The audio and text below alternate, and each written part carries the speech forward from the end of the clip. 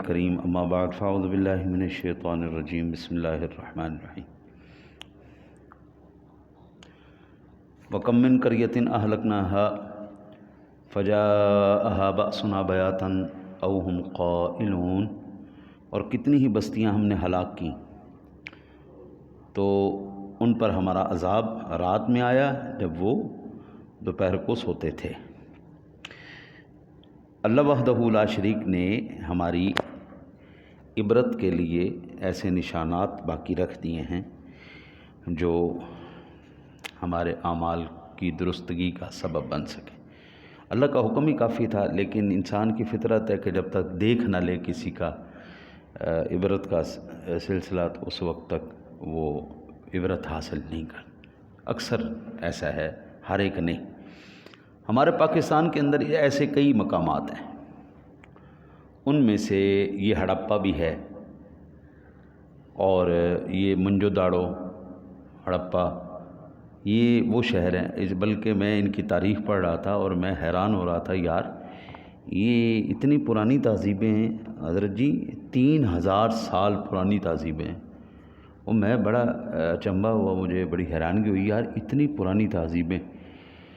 یہ اللہ آپ کی خیر کرے۔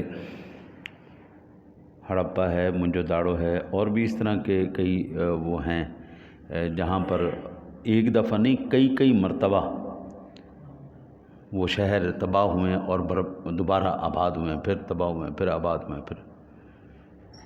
اور اللہ آپ کی خیر کرے، پھر دنیا میں چلے جائیں تو پھر تو کیا ہے، ہر طرف۔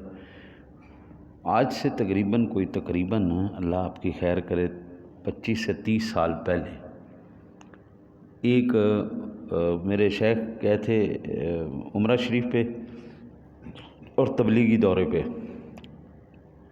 تو دبئی سے نا جی وہ ایک ویڈیو لے کے آئے تھے، قرآنی مقامات۔ بڑا عرصہ پہلے، وہ اس وقت کیسٹ چلتی تھی، VCR اور کیسٹ چلتی تھی۔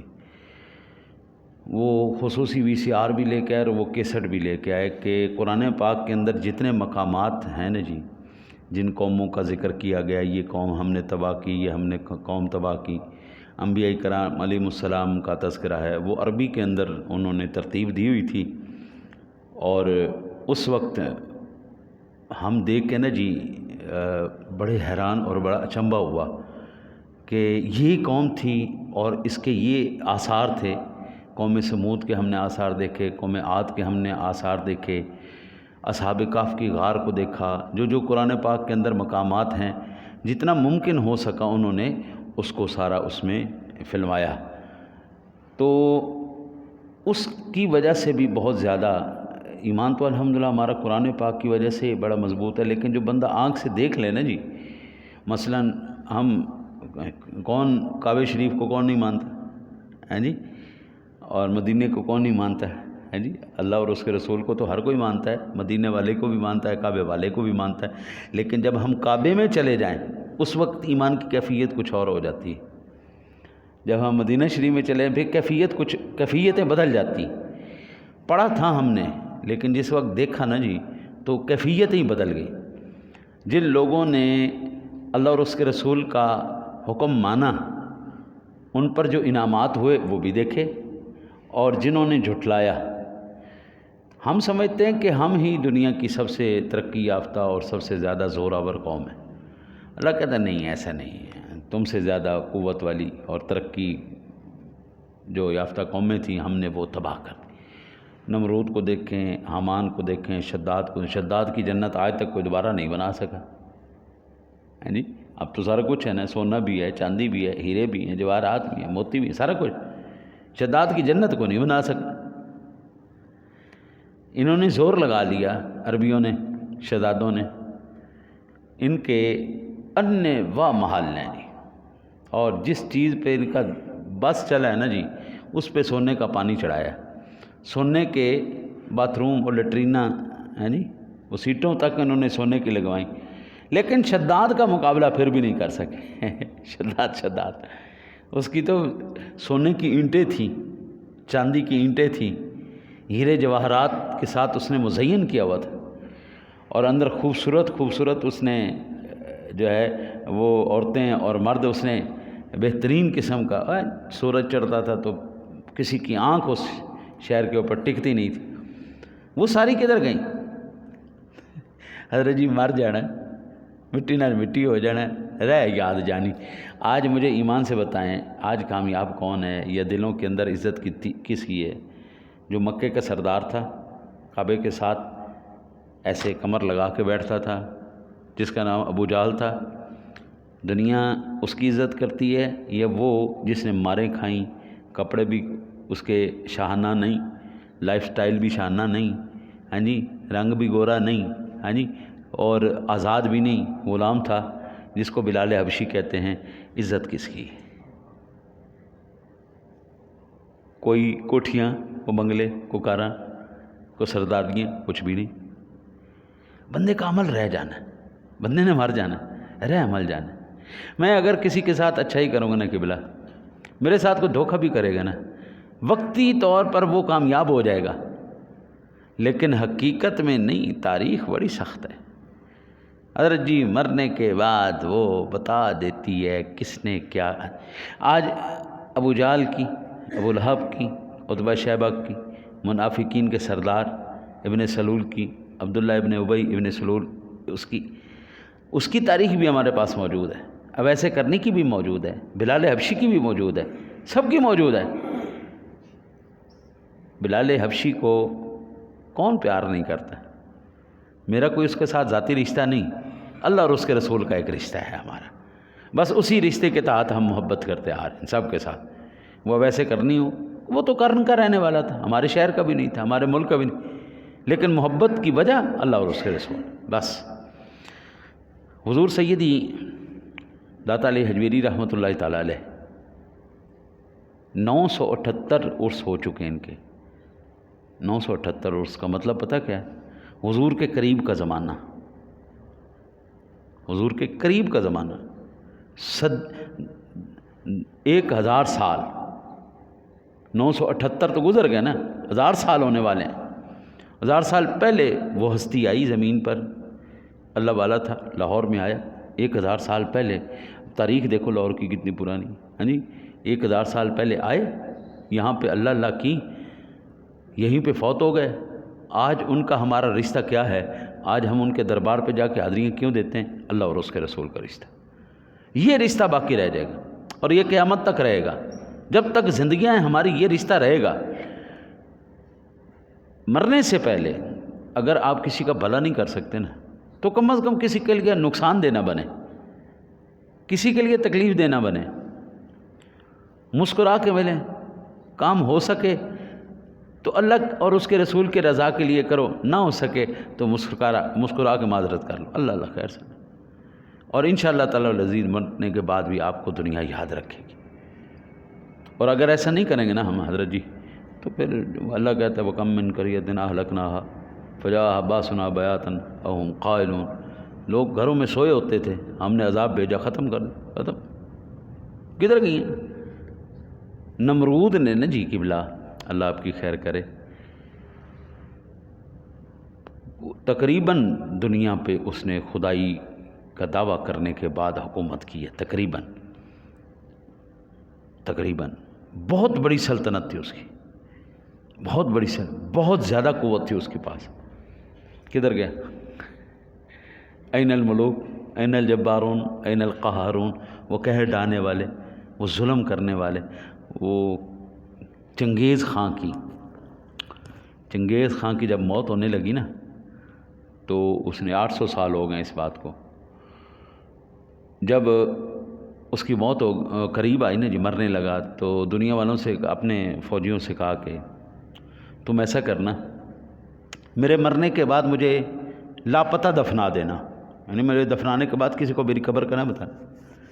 اس کی فوج نے کیا کیا؟ دفنانے کے بعد 1000 گھوڑے اس کی قبر کے اوپر دوڑا دیے، برابر کر دی زمین، پتہ ہی نہ لگے کدھر گیا۔ جو لوگ اس کے جنازے میں شامل ہوئے تھے ان سب کو مار دیا انہوں نے، جن کو پتہ تھا مار دیا۔ کدھر گئے وہ اتنا ظلم ڈھانے والے؟ آج کدھر ہیں؟ ان کا نام بھی کوئی نہیں۔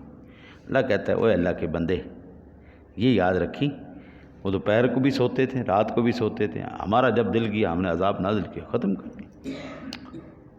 تو پھر یا اللہ کیا کریں؟ فَلَنَسْأَلَنَّ الَّذِينَ أُرْسِلَ إِلَيْهِمْ وَلَنَسْأَلَنَّ الْمُرْسَلِينَ، تو بے شک ضرور ہمیں پوچھنا ہے ان سے جن کے پاس رسول گئے، اور بے شک ضرور ہمیں پوچھنا ہے رسولوں سے۔ میں اس پر انشاءاللہ کل تفصیل سے عرض کروں گا، آج صرف میں ترمذی شریف کی ایک حدیث پاک عرض کر دیتا ہوں۔ میرے آقا نبی کرم صلی اللہ علیہ وسلم نے ارشاد فرمایا، کوئی بھی بندہ اس وقت تک اللہ کے سامنے سے نہیں ہٹے گا جب تک 5 سوالوں کے جواب نہ دے دے۔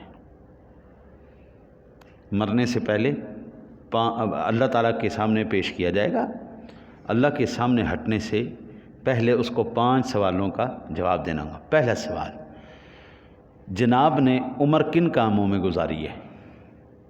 کیا کیا آپ کرتے رہے؟ آپ کے کن کاموں میں زندگی صرف ہوئی؟ نمبر 1۔ نمبر 2، جب تجھے جوانی مل گئی تھی، زور مل گیا تھا، طاقت آ گئی تھی، تو وہ جوانی کہاں صرف کی تھی جناب نے؟ تیسرا سوال، مال آپ نے جو کمایا کہاں سے آیا؟ مال آپ کا آیا کہاں سے آیا؟ کیسے کمایا؟ حلال کمایا، حرام کمایا، سود سے کمایا، دھوکے سے کمایا؟ اب چھوٹی سی بےایمانی سے نا وہ سارا کچھ گندا کر لیتے۔ 1 کلو دینی ہے چیز نا، تو بیچ میں سے 100 گرام 200 گرام کم کر کے نا جی 800 گرام یا 900 گرام دیا۔ اب وہ جو پیسے وصول کر رہا ہے، یوں ہی سمجھ لیں کہ دودھ کی بالٹی لے رہا ہے، بیچ میں 1 گلاس پیشاب ڈال کے، وہ ساری کی ساری بالٹی اس نے برباد کر لی، وہ ساری کی ساری بالٹی برباد کر دی۔ پیسہ کہاں سے آیا؟ اس سوال کا جواب دیا، اللہ کے سامنے سے نہیں ہٹ سکتے۔ پھر وہ جو پیسہ آیا تھا اس کو خرچ کدھر کیا؟ کیا مصرف کیا تھا تیرے میں؟ پھر اللہ وحدہ لا شریک، یہ سوال کرنے کے بعد اس کا زندگی کہاں گزری، جوانی کہاں گزری، مال آیا کہاں سے؟ پھر اللہ وحدہ لا شریک آخری سوال یہ کرے گا، جو جناب نے علم حاصل کیا تھا اس پر عمل کتنا کیا؟ جو علم حاصل کیا تھا عمل کتنا کیا؟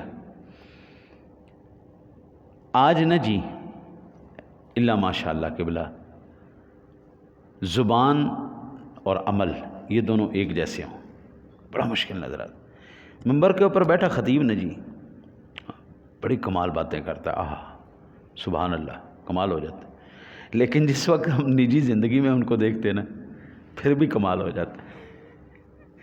وہ ایک خطیب صاحب آئے، میں نے یہ بات پڑھی چند دن پہلے، ایک رسالے میں پڑھی تھی، مجھے کسی نے بھیجا تھا رسالہ، اس کے اندر میں نے یہ بات پڑھی تھی۔ ایک خطیب صاحب پراڈو میں آئے جی، آنے کے بعد اے سی والی گاڑی سے آئے، اے سی والی کار سے آئے، اور مسجد بھی اے سی والی تھی۔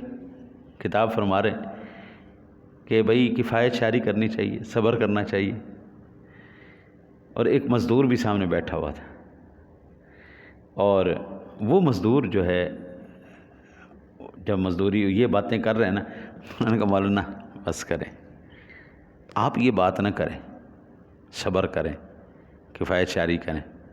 جناب کی گاڑی بھی کروڑوں روپے کی گاڑی ہے، جناب اے سی سے آئے ہیں، اور آنے کے بعد یہاں پر اے سی میں بیٹھ کے آپ یہ حکم فرما رہے ہیں کہ کفایت شاری کریں اور ہم صبر کریں۔ حضور ہمارا ایک ایک لمحہ صبر میں گزر رہا ہے، ہم سارا دن مزدوری کرنے کے بعد جب گھر میں بچوں کے لیے لے کے جاتے ہیں نا جی، تو وہ روٹی بھی ہم پوری نہیں کر سکتے، ہمارا وہ لمحہ بھی صبر کے اندر گزر رہا ہے۔ ہم جب بجلی کا بل دیکھتے ہیں نا جی، تو پنکھا بھی نہیں چلاتے، ہم گرمی بیٹھ کے نا وہاں پہ صبر کرتے ہیں۔ لہٰذا صبر کا ہمیں درس نہ دے، ہمارے پاس صبر ہے، ہمارے پاس کفایت شاری ہے۔ حضور قبلہ ہمارے لیے اتنا کافی ہے، ہم جو وقت گزار رہے ہیں، جن لمحوں سے گزر رہے ہیں، یہ لمحے ہمارے لیے سبق دینے کے لیے کافی۔ بات تو وہی ہے نا جی، جو اوپر بیٹھا ہے، جس کا پیٹ بھرا ہے، اس کو کیا پتہ بھوکے کی درد کیا ہے، کیفیت کیا ہے۔ دعا کرو یار اللہ تعالیٰ اپنے حبیب کے صدقہ جب تک زندہ رکھے، عزت و آبرو کے ساتھ رکھے، اور اللہ ہمیشہ ہر بلا مصیبت آفت جادو ٹونے سے اللہ محفوظ رکھے۔